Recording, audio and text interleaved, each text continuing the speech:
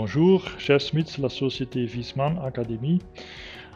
Merci pour suivre cette petite explication sur les extensions du plateforme E3. On va directement vers l'index dynamique où on peut retrouver un chapitre extension.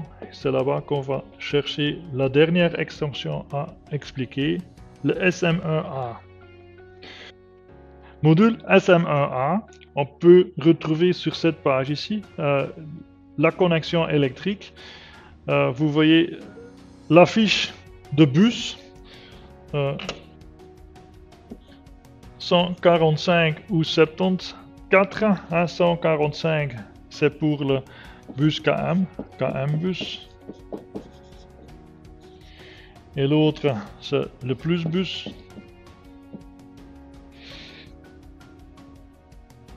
Ok, les deux bus.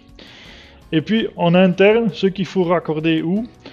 Alors naturellement la fiche secteur 40, pas oublier. Et puis les sondes, vous avez deux sondes qui sont à raccorder toujours. Il y a la sonde numéro 5, il est numéroté 5 parce que c'est la sonde sanitaire qui se trouve dans le boiler, comme tu vois ici sur le petit dessin. La sonde boiler. Et la deuxième sonde, c'est la sonde numéro 6, la sonde qui va dans les panneaux solaires, sonde numéro 6. Tu vois ici la valeur. Alors la première c'est une 10 kOhm et la sonde solaire c'est une 20 kOhm. Ce sont les valeurs pour 25 degrés. Premièrement les sondes, puis les sorties encore. Qu'est-ce qu'il faut raccorder comme sortie encore?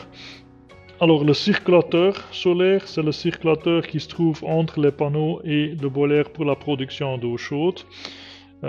On utilise toujours des circulateurs basse énergie. Alors les circulateurs basse énergie savent se connecter directement sur notre régulation en utilisant aussi le signal PWM. Alors la première fiche 24 c'est pour mettre le circulateur en service, oui ou non. Et l'autre, le PWM, c'est la modulation. Et la modulation se fait en fonction de la différence entre la sonde capteur et le sonde boiler. C'est comme ça qu'on peut détecter l'amas d'énergie solaire qui est momentanément disponible.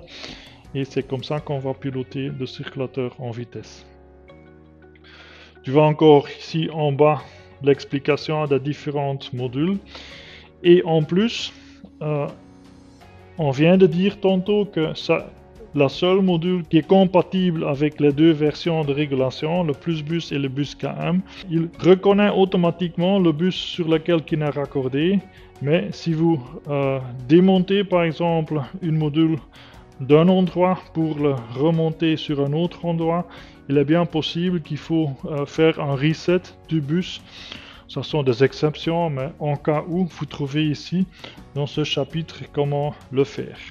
Ok. Merci pour votre attention et à la prochaine.